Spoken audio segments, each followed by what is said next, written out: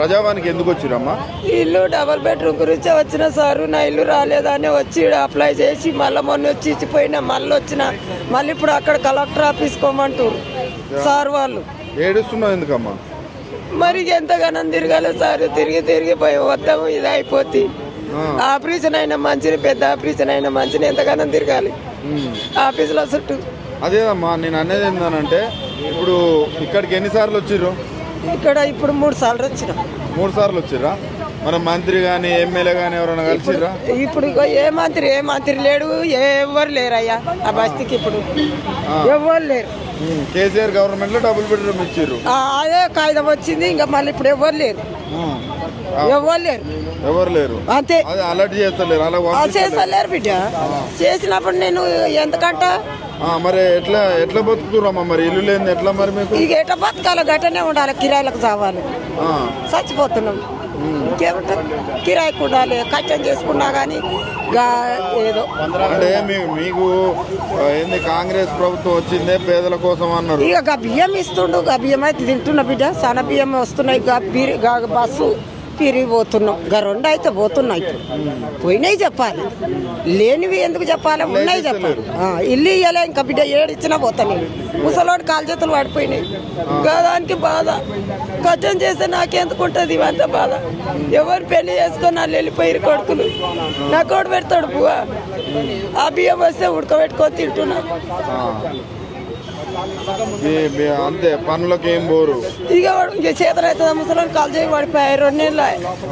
Pension వస్తుందా? Pension కూడా లేదు.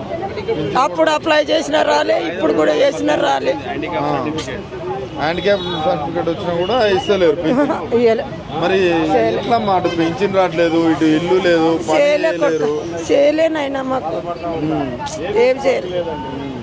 వీడికి వస్తే ఎమ్మెల్యేలు ఎంపీలు కలుతామనే కదా, మరి ఒక్క ఎమ్మెల్యే కలపాయి, ఒక సార్ కలపాయి, ఎవరిని పోయి కలవాలి, ఏం చేయాలి, ఎవరు కలవాలని కూడా తెలుస్తలేదా? తెలుస్తలేదు. ఎన్నిసార్లు వచ్చారు ఇక్కడికి? ఇప్పుడు వీడికి 3 సార్లు వచ్చినాం అంతే.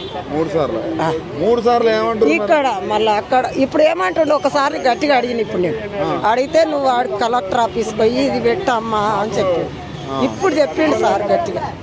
ఇప్పుడు చెప్పిండు, ఇక సార్ మాట మీద పోతున్నాయి. ఇక పెట్టనన్నా పెడతా, ఏడిచ్చినా పోతా సార్. ఇక ఇల్లు కావాలి అంతే. మరి ఇందిరా మిల్లులని ఇస్తారు, వాళ్ళని ఇయ్యలేదా? ఇంకేడి ఆ ఇందిరా మిల్లు కూడా మాకు జాగ ఉంటే కట్టిస్తారంట. జాగ లేదు కదా మాకు, ఏడికెళ్ళి కట్టిస్తాడు. జాగ ఉన్నాకే కట్టిస్తాడు అంట, ఊళ్ళ వాళ్ళకే కట్టిస్తాడు, మాకే కూడా కట్టిస్తాడు. జాగలేదు మరి హైదరాబాద్ ఏడుండే జాగలు, పూలు రైతు ఉంటాయి జాగలు, అవునా లేదా?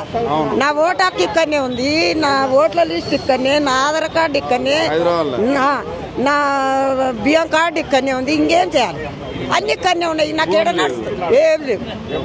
మరి ఎట్లా కష్టం చేసుకోవాలి, తినాలి. ఇంకేది ఆ పరిస్థితి కూడా లేదు. ఇంకా నాకు జాగ ఉంటే కట్టిస్తాడట, మాకు జాగే లేదు, ఏం చేయాలి? పేదోనికి జాగ ఉండదు, కట్టిద్దామంటే మరి జాగ ఉన్నోడికే కట్టిస్తా అంటున్నాడు. ఏమో కొడుక, ఏం చేస్తాడో, ఇంకా ఏడిస్తాడో, ఏం చేస్తాడో. ఆ డబల్ బెడ్రూమ్లు అన్ని గానం కట్టి ఒకటి వచ్చిన వాళ్ళకే వస్తున్నాయి, ఉన్నోనికే ఇస్తున్నాడు, లేనోనికైతే ఇస్తున్నాడు. ఏం చేయాలి?